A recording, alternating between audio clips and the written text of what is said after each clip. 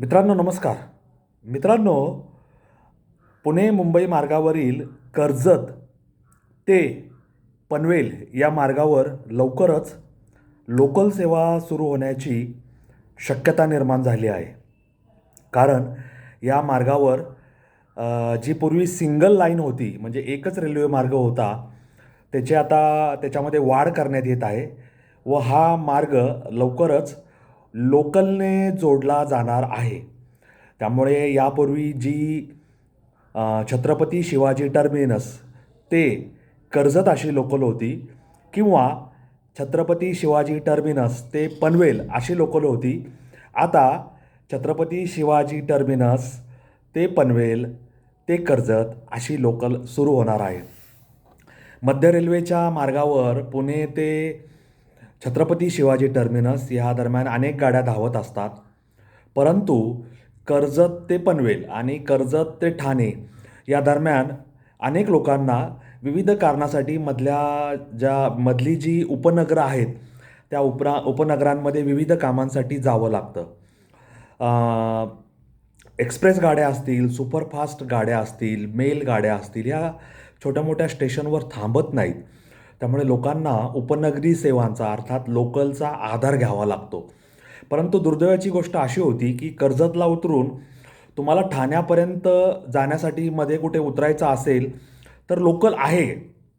परंतु कर्जतला उतरून पनवेलच्या दिशेने जायचं झालं तर लोकल सेवा नाही. तुम्हाला एस टीचा आधार घ्यावा लागतो, जीप गाड्यांचा आधार घ्यावा लागतो आणि याच्यामध्ये वेळ खूप वाया जातो, प्रवाशांचे हाल होतात.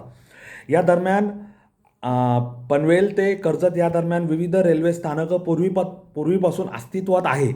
आता त्या सर्व रेल्वे मार्गांचं नवीनीकरण करण्यात येत आहे आणि तिथे 4 ते 5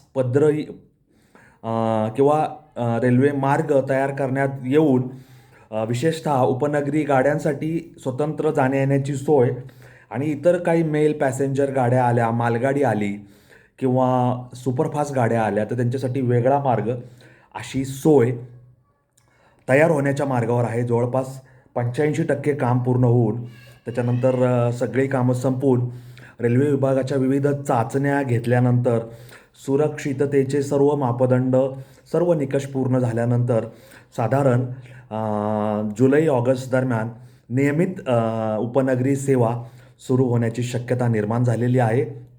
आपल्याला माहिती आहे की मध्य मार्गावरील उपनगरीय सेवा जी मी सांगितली की छत्रपती शिवाजी टर्मिनस ते कर्जतपर्यंत, त्याच्यानंतर पश्चिम मार्गावरील सेवा चर्चगेट ते वसई विरार नालासोपारा, त्याच्यानंतर हार्बर मार्गावरील सेवा जी छत्रपती शिवाजी टर्मिनस ते पनवेल चालते, त्याच्यानंतर ट्रान्स हार्बर जी ठाणे ते पनवेल या मार्गावर चालते. त्यानंतर आता 5वी ही सेवा पनवेल ते कर्जत असं हे काम मध्य रेल्वेने पूर्ण करत आणलेलं आहे आणि याच्यामुळे हजारो लोकांची सोय होणार आहे. 29.6 किलोमीटरचा हा मार्ग होता आणि मुंबई रेल्वे विकास कॉर्पोरेशनने हा 3,000 कोटी रुपये खर्च करून हा जो कॉरिडॉर आहे तो तयार केलेला आहे. याच्यामध्ये 5 रेल्वे स्थानकं असणार आहेत उपनगरीय सेवांची. त्याच्यामध्ये एक आहे पनवेल, चिखले, पोएंजे म्हणजेच मोहापे, त्याच्यानंतर चौक आणि त्याच्यानंतर कर्जत. आता ह्याच्यानंतर प्रवाशांची फार मोठी सोय होणार आहे. कुणालाही एस टीवर अवलंबून राहावं लागणार नाही. प्रवासांच्या वेळेत फार मोठी बचत होणार आहे. याच्यामुळे पुण्याहून नवी मुंबईकडे जाणाऱ्या लोकांना फार जलद मार्ग उपलब्ध होणार आहे.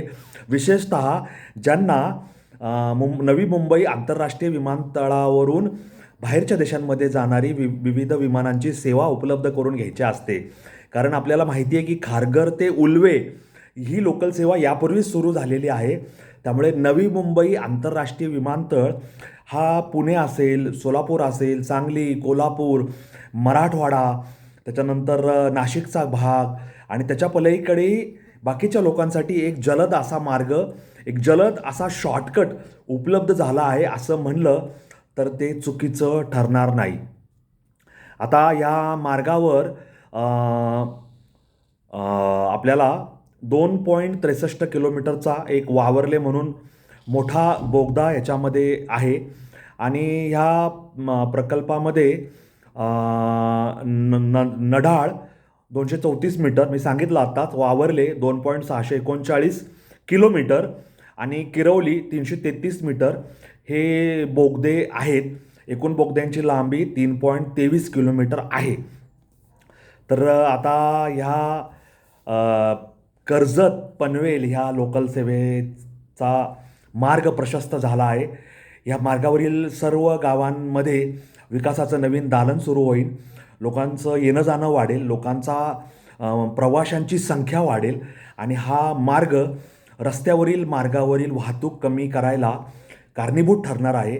आणि ह्याच्यातून कोकणाच्या दिशेने होणारं पर्यटन असेल किंवा कर्जत ते खाली आपलं कर्जत ते पनवेल आणि पनवेलवरून खाली आपल्या खंडाळा वगैरे असेल किंवा खोपोली असेल, या भागामधलं जे पर्यटन आहे, विविध मार्ग आहे, निसर्ग सौंदर्य आहे, इथं पर्यटकांची रीघ लागेल असं म्हणायला काही हरकत नाही.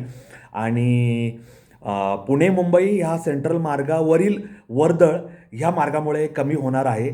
आणि पुणे मुंबईवरून जाणाऱ्या लोकांना विशेषतः ज्यांना मधी थांबावं लागतं, मधील विविध स्थानकांवर उतरावं लागतं, मग ते वाशी असेल, मग ते चुनाभट्टी असेल, ह्या मधल्या मार्गावरील विविध स्थानकांवर लोकांना उतरून किंवा पनवेल ते कर्जत ह्या दरम्यान जी विविध इतर स्थानकं आहे जी पुणे मुंबई जुन्या महामार्गाला पुढे जोडतात, त्या ठिकाणी काम करणं लोकांना फार सोयीचं होणार आहे.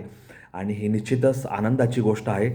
त्याच्याबद्दल आपण मध्य रेल्वेला आभार व्यक्त करूया, मध्य रेल्वेला शुभेच्छा देऊया, ह्या मार्गावरील विविध लोकांना शुभेच्छा देऊया की ह्या मार्गिकेमुळे तुमच्या जीवनात अनेक बदल घडून यावं, तुम्हाला उत्पन्नाची नवीन साधने निर्माण व्हावं, तुमच्या कामकाजामध्ये वाढ होवो, व्यवसाय वाढो, वृद्धिंगत हो आणि तुमची क्रयशक्ती वाढो. आणि विशेषतः रायगड असेल, पनवेल असेल ह्या तालुक्यांच्या विकासाला किंवा खाली खोपोली असेल ह्या तालुक्यांच्या विकासाला आणखी चालना मिळो असं मला या निमित्ताने तुम्हाला सगळ्यांना सांगायचं आहे. आणि विशेषतः मुंबई पुणे धावपळ करणाऱ्या पुणेकरांना किंवा पुण्यात राहून मुंबईला धावपळ करणाऱ्या लोकांनासुद्धा त्यांच्या विविध व्यावसायिक कारणांसाठी, CSTला जाण्यासाठी आणि उशिरा ज्यांना यायचं आहे किंवा उशिरा जायचं आहे त्यांच्यासाठी ह्या मार्गांचा उपयोग होणार आहे. पुणे मुंबईवरील मध्य रेल्वेवरील मार्गावरील गर्दी कमी व्हायला, रस्त्यावरील गर्दी कमी व्हायला हा शॉर्टकट अत्यंत महत्त्वाचा आहे आणि तो कामी येणार आहे. त्याच्याबद्दल मध्य रेल्वेला पुन्हा एकदा शुभेच्छा देऊया. असेच विकासाचे नवनवीन मार्ग तयार होऊन इतर जुन्या मार्गावरील गर्दी कमी व्हायला सहाय्यभूत असं काम सतत आपल्या देशाकडून, राज्याकडून, आपल्या विविध आस्थापनांकडून, जशी रेल्वे ही एक आस्थापना आहे, त्यांच्याकडून घडत राहावं अशा शुभेच्छा देऊन मी या नोटवर तुम्हा सगळ्यांची रजा घेतो. पनवेल कर्जत मार्ग सुरू होत आहे. रेल्वे मार्ग, उपनगरीय रेल्वे मार्ग, लोकल मार्ग, त्याबद्दल तुमचं काय मत आहे मला कॉमेंट बॉक्समध्ये लिहून जरूर सांगा. असेच वेगळ्या वाटेवरचे व्हिडिओ पाहण्यासाठी, ऐकण्यासाठी माझ्यासोबत जोडलेले राहा. माझा अनवट वाट हा YouTube channel like, share, subscribe करायला विसरू नका. आणि आपल्या मित्रपरिवाराला माझ्या चॅनलची लिंक त्यांच्या व्हॉट्सअपला पेस्ट करा आणि भेट दिली आहे म्हणून सांगा. आणि वेगळ्या वाटेवरचा हा चॅनल तुमच्या मित्रमैत्रीण परिवाराला, आप्तेष्टांना, नातेवाईकांना, सगळ्यांपर्यंत पोहोचवा आणि त्यांना ह्या परिवारात सामील करून घ्या. एवढीच माझी तुम्हाला विनंती आहे. धन्यवाद. जय हिंद, जय महाराष्ट्र, वंदे मातरम, जय श्रीराम, जय जगन्नाथ, जय सनातन. धन्यवाद.